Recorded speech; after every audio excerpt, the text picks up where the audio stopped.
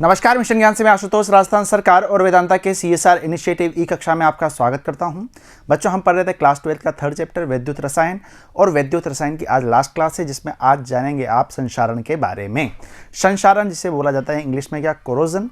आपने बहुत बार देखा होगा कि जब भी कोई लोहे की वस्तु कहीं पर, यदि मान लीजिए छत पर रखी हुई है, कोई कूलर वगैरह रखे हुए, कोई पाइप वगैरह रखे हुए हैं, तो जैसे ही मानसून आता है, ठीक है, जैसे ही बारिश आती है, तो उस पर क्या होता है कि जंग लगना स्टार्ट हो जाता है। जंग लगने की जो प्रक्रिया है, ठीक है, वो क्या है, यहाँ पे मंद अभिक्रिया है, जो कि हम चैप्टर नंबर 4 में भी देखेंगे।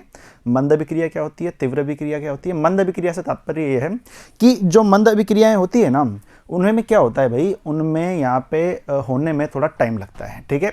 हो सकता है 5 महीने लग जाए, हो सकता है 6 साल लग जाए, हो सकता है कि ज़िंदगी भर तक वो प्रक्रिया चलती रहे और ख़त्म ना हो, ठीक है।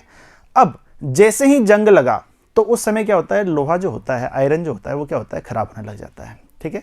तो जंग लगने में क्या होता है, आप क्या बोलेंगे कि सर जंग लगना यानी कि संक्षारण। अब इसमें पढ़ना क्या है, अब उसमें अपन को पढ़ना क्या है, जो उसमें केमिकल चेंजेस हो रहे हैं, यानी कि जो केमिस्ट्री लग रही है, ठीक है, जो रिएक्शन हो रही है, उसके बारे में हम यहाँ पे जानेंगे।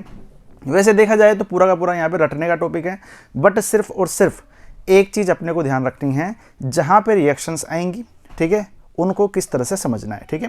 उसके पहले जो मैं आपको बताऊंगा, जंग लगना यानी कि संक्षारण और संक्षारण के प्रकार, और उसके बाद में उपाय, तो वो तो आपको रटने ही पड़ेंगे, उसमें मैं भी कुछ नहीं कर सके, ठीक है, और नहीं आप उसमें कुछ कर सकते हैं। तो आपको सिर्फ और सिर्फ एक चीज़ समझनी है कि सर जो रिएक्शंस हैं वो यहाँ पे किस प्रकार से हो रही है। क्लियर है इतनी बात? तो स्टार्ट करता हूँ संक्षारण। इसको अच्छे तरीके से रख लेना बच्चों, क्योंकि आपके एग्जाम में क्वेश्चन यहाँ से तो पूछा जा सकता है, बिल्कुल, ठीक है। क्योंकि विद्युत रसायन के अंदर 3-4 टॉपिक ही बचे हुए हैं जो कि आपके एग्जाम में पूछे जा रहे हैं। अब उनको यदि आप अच्छे से कर लोगे ना, तो आपके पूरे के पूरे मार्क्स यहाँ पे पक्के हैं। क्योंकि मान लीजिए 3 नंबर का कोई क्वेश्चन आता है, तो 3 नंबर का क्वेश्चन कहाँ से देगा, ठीक है, एग्जामिनर संक्षारण को उठाएगा, ठीक है। उसके अलावा नेंजल इक्वेशन है, उसके पहले आपका क्या है, यहाँ पे कोल्डाउस है। इन 3 में से दे सकते हैं, ठीक है। ज़्यादा से ज़्यादा SHE हो गया ना, 4 टॉपिक हैं, 4 टॉपिक किए और ये 3 नंबर पक्के हैं। और 4 टॉपिक को आप इसलिए 4-5 वीडियो देखिए, उसमें पूरे के पूरे कवर हैं, है कि नहीं। और उसके पहले के जो वीडियोस है 10 नंबर से पहले के, उनमें क्या 1-1, 2-2 नंबर के क्वेश्चंस बनते हैं। क्लियर है इतनी बात, ठीक है। यानी कि बड़े क्वेश्चंस जो हैं, बड़े मार्क्स के जो क्वेश्चन हैं, वो आपके पिछले 11 से लेकर के 18 तक के जो वीडियोस हैं, उनमें पूरे के पूरे कवर हो रखे हैं, ठीक है। बस डिपेंड ये करता है कि आप उनको अच्छे से पढ़ते हैं या फिर नहीं पढ़ते हैं। आज ये चैप्टर खत्म हो जाएगा। अगली क्लास में कल से बिल्कुल एग्जैक्ट टाइम पे डेली के डेली 1-1, 2-2 वीडियोज़ आपको मिलते रहेंगे। सिलेबस बिल्कुल अच्छे तरीके से, बहुत ही अच्छे तरीके से आगे बढ़ेगा। तो निश्चिंत हो जाइए, क्योंकि 2021 RBSC एग्ज़ाम में आप काफ़ी अच्छा परफॉर्म करने वाले हैं। उसके लिए आपको यहाँ पे पहले ये वाले चैप्टर का ये वाला जो टॉपिक है ना, उसको आप इम्पोर्टेंट मार्क कर लीजिए, क्योंकि ये एग्ज़ाम में पूछा जाएगा, ठीक है। स्टार्ट करें, आगाज करते हैं आज की क्लास का। संक्षारण क्या होता है देखिएगा, जैसा कि मैं आपको बता चुका हूं पहले ही, वो तो अपन नॉर्मल लैंग्वेज में समझ चुके हैं, ठीक है। लेकिन उसको यदि आप एग्जाम में आता है, तो एग्जाम में आप उसको किस प्रकार से लिखेंगे, देखिएगा।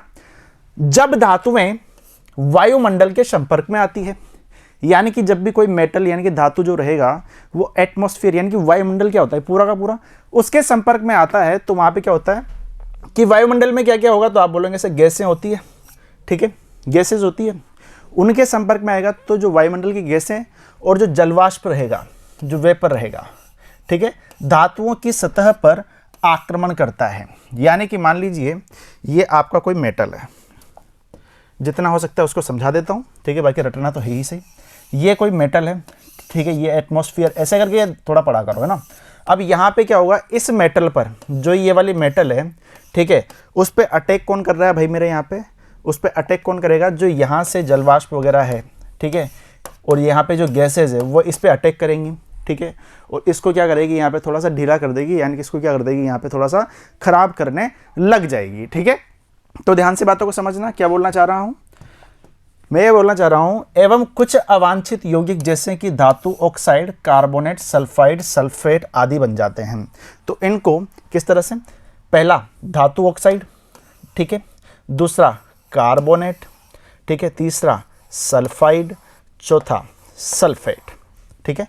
याद करेंगे मेरे साथ में, अभी के अभी याद कर लेंगे फटाफट से देखिएगा। जब भी कोई धातु वायुमंडल के संपर्क में आती है, तो वायुमंडल में जो गैसें होती है और जो जलवाष्प होता है, वो किस पे अटैक करेगा, धातु पे अटैक करेगा। और धातु पे अटैक करने के बाद में कुछ अवांछित यौगिक यहां पे बन जाते हैं। वो कौन कौन से होते हैं? पहला देखिएगा धातु ऑक्साइड, दूसरा रहेगा कार्बोनेट, तीसरा रहेगा क्या यहां पे सल्फाइड या फिर सल्फेट। यानी कि 4 चीजें हैं वो यहां पे बन जाएगी, वो अवांछित यौगिक यहां पे बन जाएंगे। फिर से मेरे साथ में रिपीट करिएगा, धातु ऑक्साइड, ठीक है, सल्फेट हो गया, उसके अलावा सल्फाइड हो गया, कार्बोनेट हो गया। आई बात समझ में? धातु ऑक्साइड, कार्बोनेट, सल्फाइड, सल्फेट, धातु ऑक्साइड, कार्बोनेट, सल्फाइड, सल्फेट, धातु ऑक्साइड, कार्बोनेट, सल्फाइड, सल्फेट, ये वहां पे बन जाते हैं। और इस प्रक्रिया को क्या बोला जाता है? संक्षारण बोला जाता है। इस प्रक्रिया को क्या बोला जाएगा भाई मेरे? इसी प्रक्रिया को संक्षारण बोला जाएगा। तो फिर से रिपीट करिएगा कि सर संक्षारण क्या होता है। प्रश्न यदि एग्जाम में आता है, 1 नंबर का भी प्रश्न आ गया तो वहां पे आप आराम से उसे कर सकते हैं। जब भी धातु, ध्यान से सुनो शब्दों को, जब भी कोई धातु वायुमंडल के संपर्क में आती है तो वायुमंडल की गैसें और जलवाष्प जो है वो क्या करेगा? वो मेटल पर यानी कि धातु पर आक्रमण करेगा और वहां पे कुछ अवांछित यौगिक बना देता है। अवांछित यौगिक कौन कौन से हैं? धातु ऑक्साइड हो गया, कार्बोनेट हो गया, सल्फाइड हो गया, सल्फेट हो गया। क्लियर है बात? और इस प्रक्रिया को हम क्या बोलते हैं? इस प्रक्रिया को संक्षारण कहा जाता है। ठीक है, एक परिभाषा तो अपनी ये हो गई। दूसरी परिभाषा पे ध्यान दीजिएगा, वह प्रक्रिया जिसमें धातुओं की सतह पर वायुमंडलीय गैसें अथवा जलवाष्प आक्रमण से ऑक्साइड, कार्बोनेट, सल्फाइड, सल्फेट आदि बनाती है और धीरे धीरे धातु का क्या हो जाता है? क्षय हो जाता है। ठीक है, यह प्रक्रिया संक्षारण कहलाती है। सर बातें दोनों एक ही है। ठीक है, अब मैंने क्या किया, जो पहले वाला सेंटेंस था, ठीक है, उसी को मैंने थोड़ा सा बदल दिया, यानी कि चीजें अपने को सेमी नजर आ रही है। तो दोनों में से कोई भी परिभाषा जो आपको अच्छी लग रही है वो आप लिख सकते हैं। चलो जी, सर इसके एग्जाम्पल यदि देखना चाहें तो एग्जाम्पल देखिएगा, सिल्वर का बदरंग होना। सिल्वर भी एक धातु है। ठीक है, रासायनिक यदि हम देखें नाम इसका, ठीक है, तो अर्जेंटिनम। अच्छा जी, बदरंग यानी कि सर बदरंग का मतलब क्या हो गया? रंग से निकालो यहाँ पे रिलेशन थोड़ा, रंग, कलर। और बद यानी कि बदरंग होने का मतलब क्या हो गया? कलर जो होता है इसका फीका पड़ जाता है, कलर उड़ने लग जाता है। तो पहला उदाहरण तो आप ये दे सकते हैं कि सर सिल्वर यहाँ पे क्या हो जाता है? बदरंग होने लग जाता है। और आपने बहुत बार ये चीज़ तो आपने देखी होगी, जैसे कि मान लीजिए कॉपर का कुछ भी अपने घर पे रहता है ना, ठीक है, कॉपर की कुछ भी लोटा मान लीजिए, कुछ भी मान लीजिए, घंटी मान लीजिए, इन पे आप देखेंगे तो इन पे क्या होगा? इन पे काली परत नहीं चढ़ेगी, इन पे हरी परत। ठीक है, आप उसको क्या करते हैं? उसको कुछ एक पाउडर आता है, ठीक है, उसको हटाने लगते हैं, लेकिन वो हटता नहीं है। वो क्यों नहीं हटता? क्योंकि हरी परत जो है ना उसके अंदर समा चुकी है। ठीक है बात? तो कॉपर पर क्या चढ़ेगा? यहाँ पे हरा रंग, यानी कि कॉपर पर हरी परत यहाँ पे चढ़ जाती है। ये इसका एक उदाहरण हो गया। लोहे पे जंग लगना तो हम देख ही रहे हैं, ये तो हमें पता ही है। ठीक है, तो फिर से देखिएगा, संक्षारण किसे कहते हैं? सर वह प्रक्रिया जब कोई मेटल पर वायुमंडल में से जो गैसें होती है और जलवाष्प होती है वो मेटल पर क्या कर देती है? यहाँ पे कुछ अवांछित पदार्थ बना देती है, सॉरी यौगिक बना देती है। कौन कौन से हैं यहाँ पे? आप देखेंगे धातु ऑक्साइड हो गया, ठीक है, यानी कोई मेटल ऑक्साइड हो जाता है। उसके बाद में कार्बोनेट हो गया, सल्फाइड हो गया, सल्फेट होता है। ये प्रक्रिया संक्षारण कहलाती है। उदाहरण के तौर पे आप देख सकते हैं, कॉपर पे हरी परत चढ़ जाती है, लोहे पर जंग लग जाता है और सिल्वर बदरंग हो जाता है। सिल्वर का जो कलर है थोड़ा सा फीका पड़ने लग जाता है, रंग उसका उड़ जाता है। ठीक है, अच्छा जी, अगली बात देखिएगा, संक्षारण के प्रकार। ठीक है, अब यहां से क्वेश्चन क्या बनेगा? संक्षारण को उसके प्रकार सहित समझाइए, यानी संक्षारण को परिभाषित कीजिए एवं उसके प्रकार के बारे में आपको समझाना है। तो देखिएगा, यदि हम संक्षारण की बात करते हैं तो पहला देखिएगा, पहले हम बात करेंगे यहाँ पे किसकी? मृदा संक्षारण की। किसकी बात करेंगे भाई मेरे? मृदा संक्षारण। संक्षारण, ठीक है, इसको थोड़ा सा संक्षारण लिख लो। ठीक है, मृदा संक्षारण। ठीक है, मृदा संक्षारण। अच्छा, मृदा से आप क्या मतलब समझते हैं? तो आप बोलेंगे मृदा से मतलब है क्या? सोइल। ठीक है भाई, सोइल बोले तो मिट्टी, काली मिट्टी, हरी मिट्टी, हरी होती नहीं है, काली मिट्टी, पीली मिट्टी, दोमट मिट्टी, जितनी भी होती है मिट्टियाँ कहलाती है, ज्योग्राफी में पढ़ते हैं, उन्हें मृदा बोला जाता है। मृदा संक्षारण यानी कि सर यहाँ पे मिट्टी से रिलेटेड कुछ होने वाला है।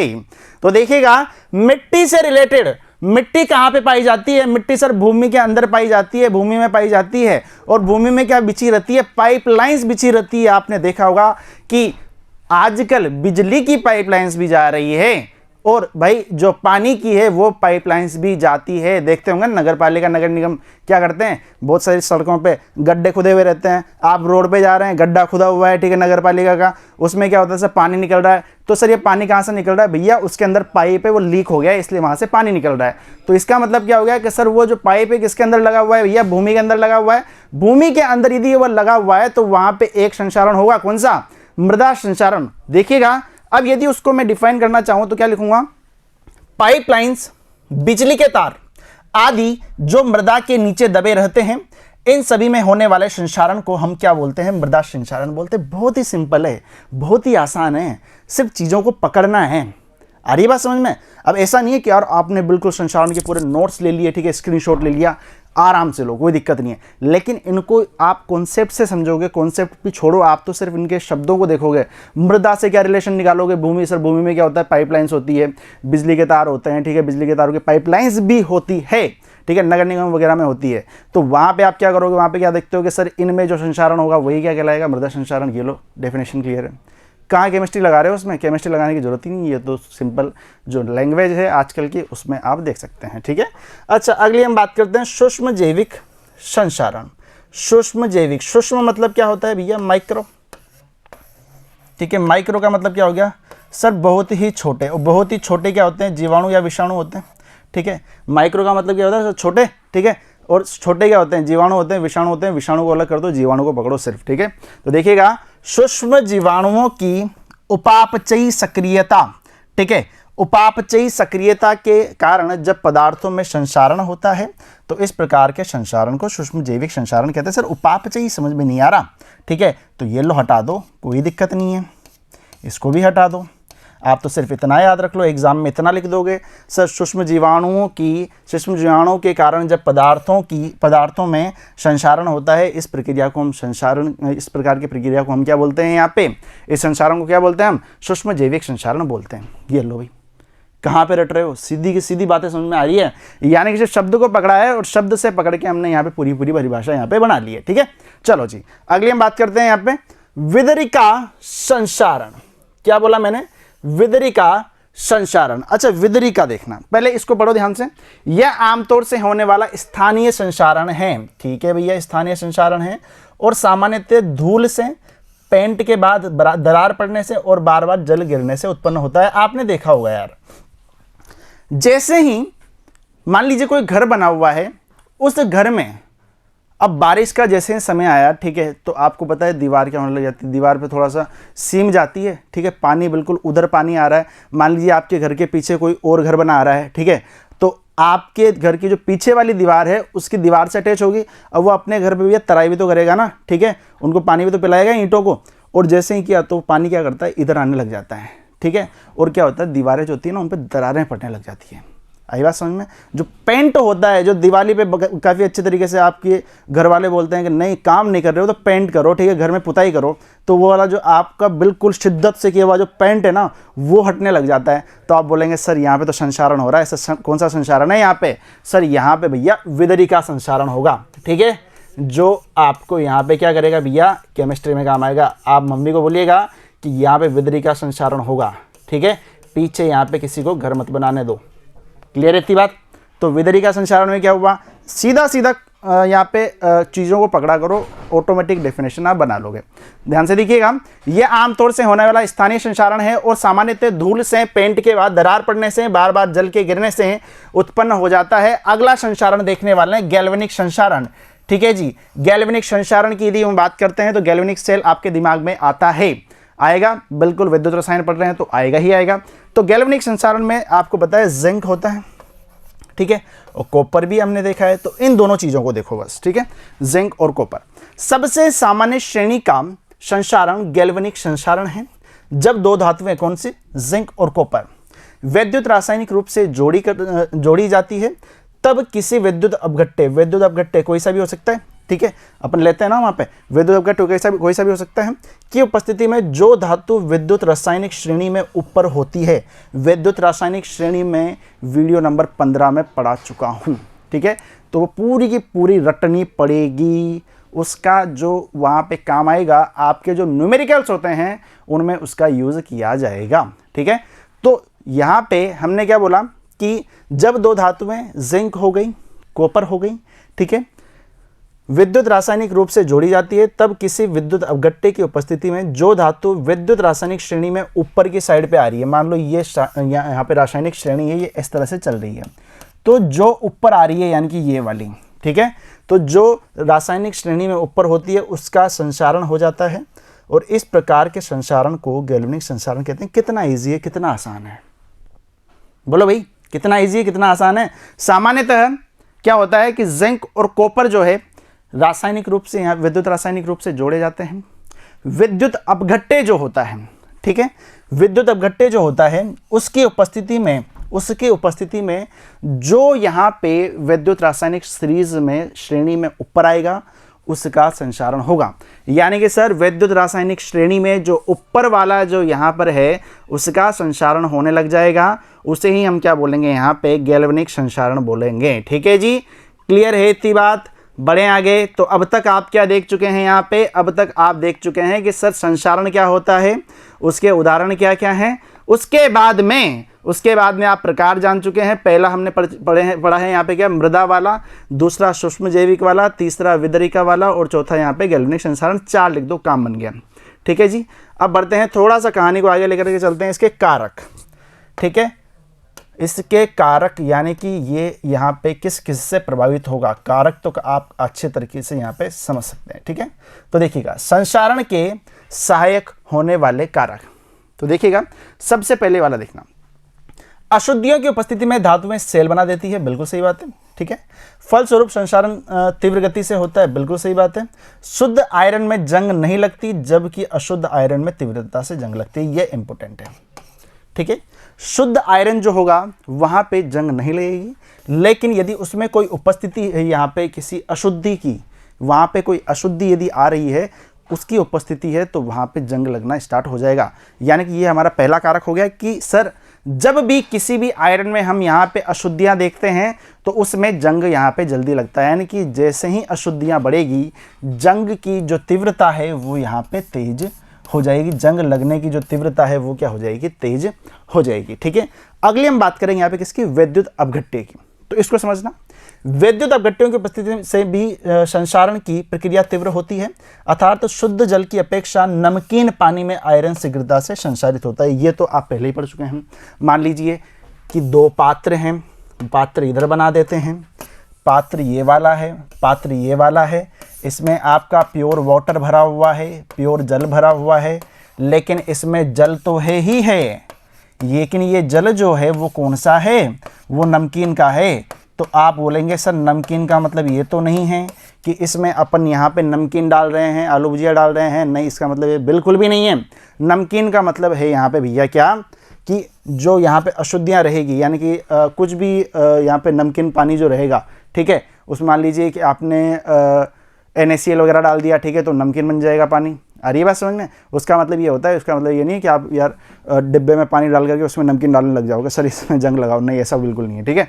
तो ध्यान दीजिएगा, विद्युत अपघट्यों की उपस्थिति में भी संचारण की प्रक्रिया तीव्र होती है, अर्थात शुद्ध जल की अपेक्षा नमकीन पानी में आयरन शीघ्रता से घुल जाता है, यानी कि संचारित हो जाता है। तो इसमें तो यहाँ पे नहीं होगा, लेकिन यदि हमने यहाँ पे नमकीन पानी लिया है तो यहाँ पे संचारण जल्दी होगा, ठीक है। तो यहाँ पे 2 चीज़ें समझ में आई है। पहला तो बात यहाँ पे ये है कि सर अशुद्धियों की उपस्थिति में धातुएं सेल, अच्छा दोनों देखो, दोनों चीज़ें देखना सर। यहाँ पे जब तक आयरन जो था, पहली वाली जो चीज़ देखी थी, आयरन जब प्योर था तो उसमें तो संचारण यहाँ पे नहीं हो रहा था, लेकिन जैसे ही यहाँ पे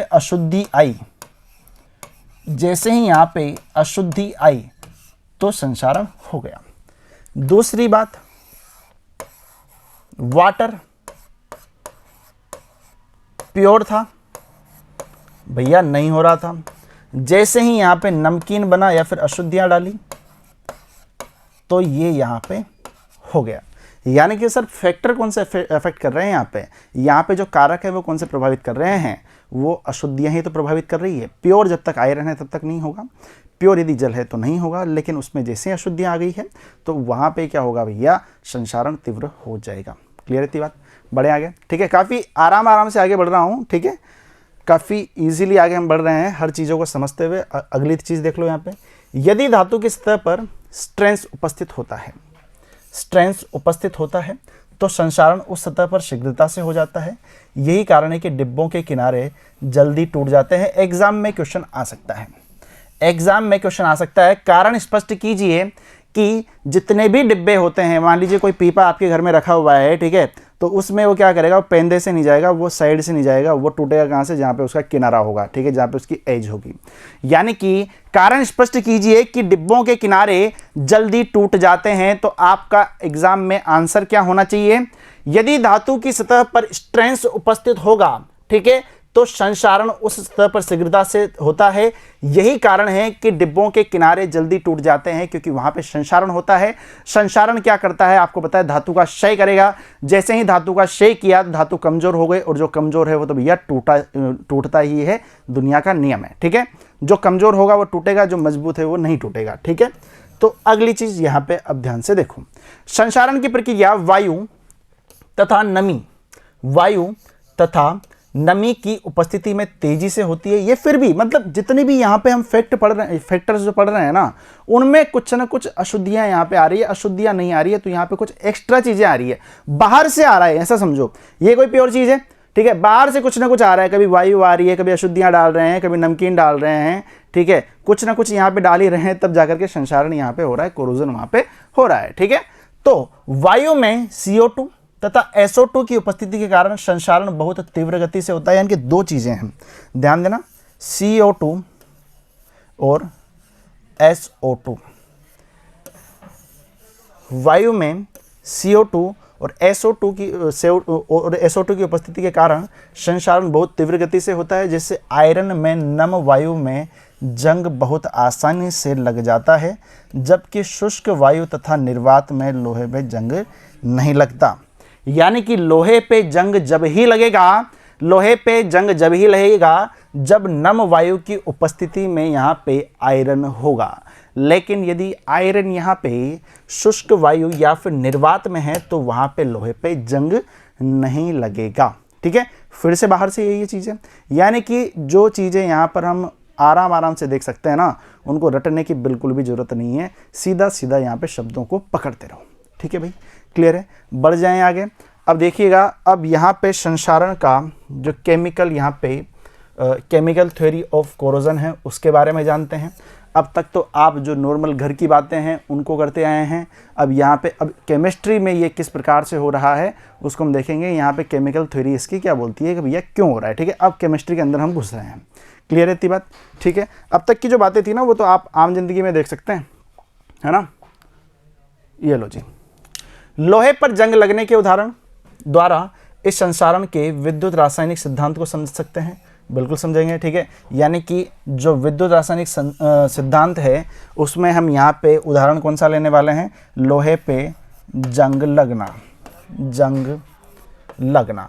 अब यानी कि सर जो जंग लगने के अंदर जो प्रक्रियाएं हो रही है, जो केमिकल चेंजेस, केमिकल रिएक्शंस जो हो रही हैं उनके बारे में हम जानने वाले हैं। तो ध्यान से देखिएगा, यदि हम बात करते हैं यहाँ पे लोह धातु की सतह पर उपस्थित जल की बूंदों में वायुमंडल में ऑक्सीजन और CO2 गैस घुल जाती है। अब वही बात आई है, फिर से समझना।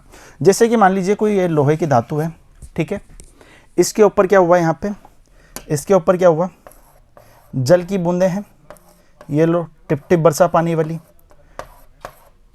क्लियर है बात। अब बाहर क्या है, यहाँ पे वायुमंडल है, उससे कौन सी गैस आई है, यहाँ पे CO2 आई, ठीक है, या फिर हम बोल सकते हैं O2 आई है, ठीक है। तो वहां पे क्या होगा, एक इक्वेशन यहां पे आपको दिखाई दे रही है, इसको फिर से लिख देता हूं मैं, CO2, ठीक है, CO2 आई यहां से, और यहां पे क्या है, जल की बूंदें हैं। अब ऐसा नहीं है कि सर जल की बूंदों का अलग सूत्र होगा, है तो वो जल की बूंदें ही ना, तो वो भी क्या होगा, H2O होगा, H2O। अच्छा, आप देखेंगे यहां से क्या बनने वाला है, तो आप देखते हैं यहाँ पे H2 यहाँ पे है, ठीक है, कार्बन यहाँ पर है और 2 ऑक्सीजन यहाँ पे, एक यहाँ पे H2CO3, सिंपल सी इक्वेशन, ठीक है। कार्बन डाइऑक्साइड और H2O मिलके यहाँ पे क्या देंगे, H2CO3 आपको देंगे। ठीक है, क्लियर है इतनी बात। चलो जी, फिर से इस क्वेश्चन को लिख लो यहाँ पे, CO2 plus H2O gives you H2CO3। अब कहानी को थोड़ा सा और आगे बढ़ाओ। यहाँ अशुद्ध आयरन कैथोड का तथा शुद्ध आयरन एनोड का कार्य करता है। यहाँ पे जो आयरन रहेगा, पहली बात समझना, जो अशुद्ध आयरन रहेगा, अशुद्ध आयरन जो रहेगा वो क्या करेगा, कैथोड का। ठीक है, अशुद्ध आयरन जो रहेगा वो कैथोड का, और जो शुद्ध रहेगा यानी कि जो प्योर रहेगा, प्योर आयरन, ये कैथोड का कर रहा है। तो बचा क्या है भैया, एनोड बचा हुआ है। ये किसका काम करेगा, अपने यहाँ पे एनोड का काम करेगा। ठीक है, एवं सतह पर उपस्थित जलीय विलयन जिसमें O2 तथा CO2 घुली हुई होती है वो क्या करेगा, विद्युत अपघट्य का कार्य करेगा। तो जो यहाँ पे अब जो सतह पर जल है उसमें क्या घुला हुआ है, या तो O2 या फिर CO2। ये किसका काम कर रहा है, विद्युत अपघट्य का काम कर रहा है। यानी कि तीन चीज़ें हमें देखने को मिल रही है। यदि हम यहाँ पे केमिकल थ्योरी ऑफ कोरोजन समझ रहे हैं तो उसमें तीन चीज़ें हम देख के चलेंगे। पहली बात तो ये है कि भाई लोहे पे जंग लगने को हम उदाहरण लेकर के चल रहे हैं। वहाँ पे जो अशुद्ध लोहा है उसको तो हम क्या कर रहे हैं, यहाँ पे कैथोड मान रहे हैं, और जो प्योर आयरन है यानी कि जो शुद्ध आयरन है उसको क्या माना जा रहा है, एनोड माना जा रहा है। और जो यहाँ पे भाई मेरे H2O जो है, जो जल की बूंदें हैं उस पर यदि CO2 पड़ेगा, O2 पड़ेगा, उनको हम क्या बोल रहे हैं, यहाँ पे विद्युत अपघट्य इनको बोल रहे हैं। ठीक है, यानी कि ये क्या कर रहा है, विद्युत अपघट्य का कार्य कर रहा है। इस प्रकार लोहे की सतह पर एक विद्युत रासायनिक सेल का निर्माण हो गया। विद्युत रासायनिक सेल का निर्माण कब होता है भैया, कैथोड चाहिए, एनोड चाहिए और विद्युत अपघट्य चाहिए, येलो सेल बन गया। ये हमने स्टार्टिंग में भी पढ़ा था कि जो केमिकल सेल होता है वो क्या होता है। ठीक है, अब देखना, अब आप बोलेंगे सर यदि ये केमिकल सेल बन रहा है तो इस पर कुछ ना कुछ अभिक्रियाएं यहाँ पे होनी है। ठीक है, तो अब ध्यान से समझना, पहली जो है वो किसकी अभिक्रिया देखेंगे हम यहाँ पे कि एनोड पर। पहले किसकी हम देख रहे हैं, एनोड पर। एनोड पर कौन सी अभिक्रियाएं होगी, क्योंकि आपने जब यहाँ पे इलेक्ट्रोकेमिकल सेल पढ़ा था वहाँ पे भी दो तरह की अभिक्रियाएं देखी थी हमने कि एनोड पे क्या हो रहा है और यहाँ पे कैथोड पे क्या हो रहा है। अब एनोड पे यदि हम देखते हैं तो लोहे का ऑक्सीकरण होता है। ऑक्सीकरण से क्या तात्पर्य है, ऑक्सीकरण से क्या तात्पर्य है, तो आप बोलेंगे सर जैसे ही ऑक्सीकरण आया, जैसे ही ऑक्सीडेशन आया, सर बात हम देखेंगे यहाँ पे कि भैया ये इलेक्ट्रॉन्स को क्या कर रहा है, दान कर रहा है। अब जैसे ही ये इलेक्ट्रॉन्स को दान करेगा, इलेक्ट्रॉन्स को कौन दान करेगा, लोहा। लोहे का मतलब क्या है, फेरस। फेरस पे देखिएगा लोहा जो है यहाँ पे यदि इलेक्ट्रॉन का दान करता है तो कितने, 2 इलेक्ट्रॉन का दान करेगा। ठीक है, और जैसे ही ये 2 इलेक्ट्रॉन का यहाँ पे दान करेगा तो उसके बाद में ये धनी हो गया और 2 इलेक्ट्रॉन दान कर दिया। तो अरे सर धनी तो है ही है, लेकिन इसके ऊपर 2 इलेक्ट्रॉन कर रहा है तो क्या लगा देंगे, +2 लगा देंगे। प्लस तो लगेगा ही लगेगा, लेकिन यहाँ पे कितने प्लस लगेंगे, जितने इलेक्ट्रॉन ये दान कर रहा है उतने ये प्लस लगा देगा। जिस प्रकार से हम देखते हैं कि सोडियम की बात करते हैं तो सोडियम 1 इलेक्ट्रॉन त्यागता है, Na+ लगता है। उसी प्रकार से फेरस 2 इलेक्ट्रॉन त्याग देगा, अष्टक पूरा करना है इसको, और यहाँ पे क्या करेगा, ऑक्सीडेशन हो जाएगा। ये प्रक्रिया कौन सी होगी, ये प्रक्रिया ऑक्सीडेशन होगी। ये प्रक्रिया ऑक्सीडेशन यानी कि ऑक्सीकरण इसको हम बोलेंगे, ऑक्सीकरण। क्या इतनी बात से सभी बालक संतुष्ट हैं, क्या बढ़ जाए हैं आगे। चलो जी, एनोड की बात क्लियर है। ठीक है, अब इसको एक चीज और समझते हैं यहाँ पे। अब आप चाहते हैं यहाँ पे तो देखिएगा, मैं यदि यहाँ पे 2 कर देता हूँ, ठीक है, ठीक है, तो मुझे आगे क्या करना पड़ेगा, थोड़े से चेंजेस यहाँ भी करने होंगे। और यहाँ पे मैं क्या करूँगा भैया, 2 इलेक्ट्रॉन ना लेकर के अब कितने कर दूंगा यहाँ पे भैया, 4 इलेक्ट्रॉन यहाँ पे कर दूंगा। कितने कर दूंगा, 4 इलेक्ट्रॉन यहाँ पे कर दूंगा। ठीक है, एक Fe था, Fe2 प्लस 2 इलेक्ट्रॉन दे रहा था, 2 Fe किए, 2 Fe2 प्लस कर दिया, और यहाँ पे मैंने कितने इलेक्ट्रॉन कर दिए, 4 इलेक्ट्रॉन कर दिए। सर कैथोड की, एनोड की तो यहाँ पे रिएक्शन अच्छी तरीके से समझ में आ गई। अब कैथोड की रिएक्शंस को समझिएगा थोड़ा ध्यान से। ठीक है, वो भी बहुत ही ज़्यादा ईजी है। अब उनको यदि देखना है तो देखिएगा, कैथोड की रिएक्शन क्या है, O2 O2 कहाँ से आया सर? वायुमंडल से आया है, ठीक है। और 4H प्लस, और यहाँ पे 4 इलेक्ट्रॉन कौन से वाले, जो हमें यहाँ पे कहाँ से प्राप्त हुए थे? एनोड से प्राप्त हुए थे, ठीक है। क्लियर है इतनी बात? 4 इलेक्ट्रॉन्स कहाँ से प्राप्त हुए थे? एनोड से प्राप्त हुए थे। अब इनको यदि देखा जाए तो ध्यान दीजिएगा, आप यहाँ पे एक चीज को ध्यान देंगे कि सर ये जो 4H प्लस है ये कहाँ से आया है? तो ये आपको पता होना चाहिए कि जो H2CO3 था ना, वहां से ये आया है। क्या बोला मैंने? जो H2CO3 हमें मिला था वहां से आया है। सर H2CO3 कहाँ से आया था? सर CO2, और जब H2O मिली थी तब जाकर के H2CO3 यहाँ पे बना था, ठीक है जी। अब यदि हम बात करते हैं यहाँ पे, तो H2CO3 था, ठीक है। H2CO3 को यदि हम लिखना चाहें यहाँ पे तो ध्यान दीजिएगा 2H प्लस, ठीक है, और CO3 2 माइनस, यही देगा, ठीक है। 4 करने के लिए क्या करेंगे? 2 से मल्टीप्लाई कर देंगे, ठीक है। तो यहाँ पे क्या आ गया? 4H प्लस यहाँ से आ गया, 4H प्लस इस वाली जगह से आ गया। और ये 4 इलेक्ट्रॉन्स तो एनोड से आए, और ये यहाँ पे क्या हो रहा है भैया? कैथोड पे पूरी की पूरी रिएक्शन हो रही है।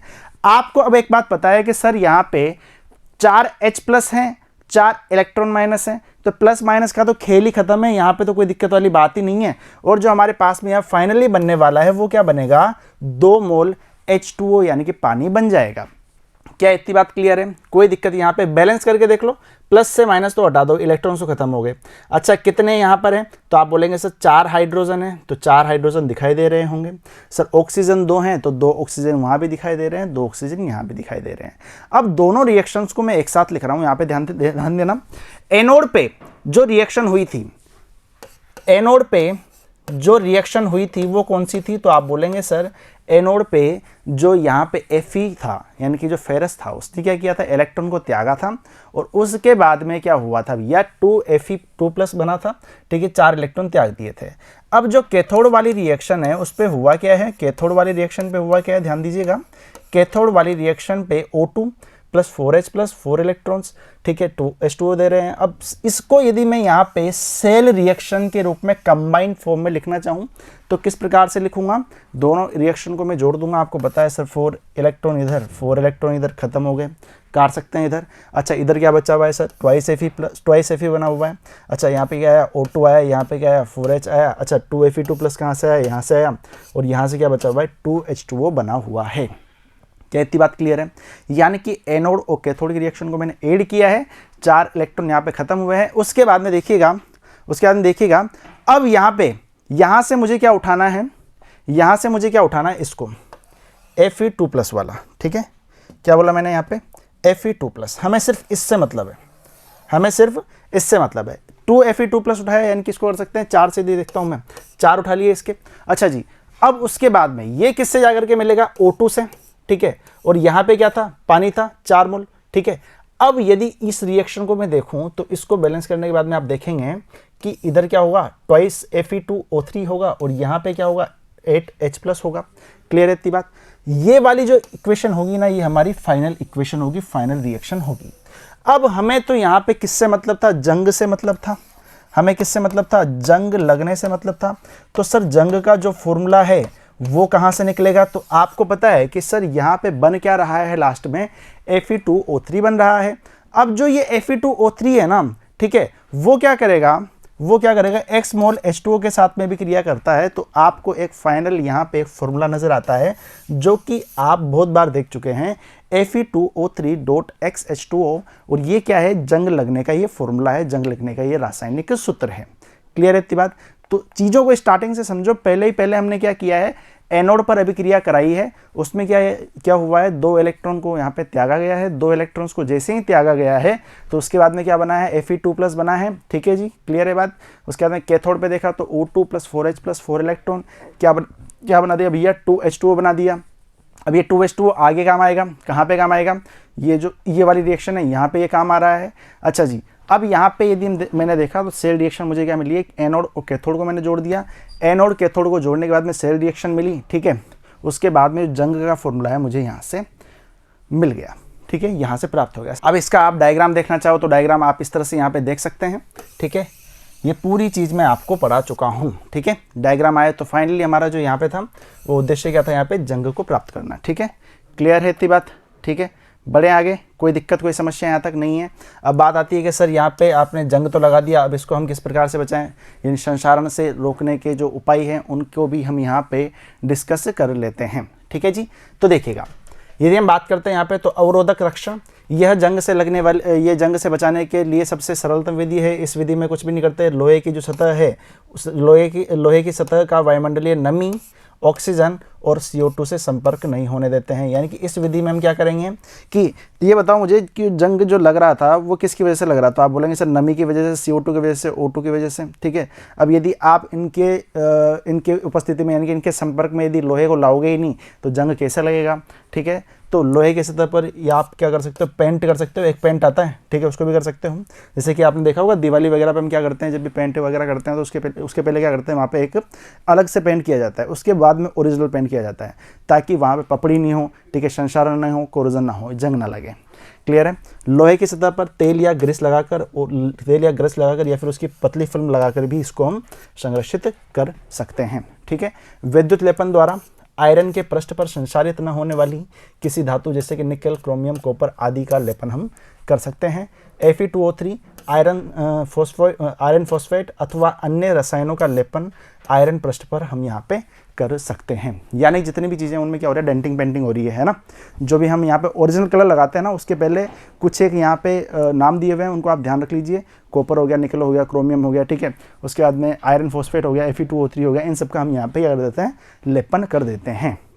क्या इतनी बात क्लियर है। ठीक है। तो संचारण अच्छी तरीके से समझ में आ गया होगा। सबसे पहले हमने क्या देखा, संचारण की यहाँ पे परिभाषा देखी, उसके प्रकार देखे, उसके बाद हमने क्या किया, एक विद्युत रासायनिक सेल बनाया। ठीक है। किसका उदाहरण लेकर के यहाँ पे लोहे पे जंग लगने को हम यहाँ पे एक केमिकल थ्योरी हम पढ़ रहे थे, केमिकल थ्योरी ऑफ कोरोजन, उसमें हमने लोहे पे जो जंग लग रहा है उसको उठाया। उसके बाद में यहाँ पे 3-4 रिएक्शंस देखी अच्छी, वो आपको समझ में आ ही गई होगी। फाइनली हमने क्या निकाला है, जंग का सूत्र और उसके बचने के उपाय। और इसी प्रकार से यहाँ पे पूरा का पूरा चैप्टर मेरी तरफ से कंप्लीट है। ठीक है। अगला जो पार्ट आएगा इस वाली सीरीज़ का, उसमें हम क्या करेंगे, जो कि आपके बुक के पीछे के क्वेश्चन है उनको हम डिस्कस कर लेंगे। ठीक है। लेकिन जो अगली क्लास आप देखने वाले हैं वो किस पे रहेगी, रासायनिक बलगतिकी पे। तो उसको अच्छे से पढ़िएगा। रासायनिक बलगतिकी काफ़ी ही इंटरेस्टिंग टॉपिक रहेगा। ठीक है। जल्दी ही खत्म हो जाएगा और जल्द ही शुरू भी ये हो जाएगा। ठीक है। बहुत ही कम क्लासेज है, यानी कि छोटा सा है, इतना ज़्यादा नहीं है, और आराम से चीज़ों को समझते रहना। थोड़ी सी मैथ्स आती है, थोड़ी सी केमिस्ट्री आती है, आराम से पूरा चैप्टर होगा। ठीक है। मिलते हैं अगली वीडियो में। धन्यवाद।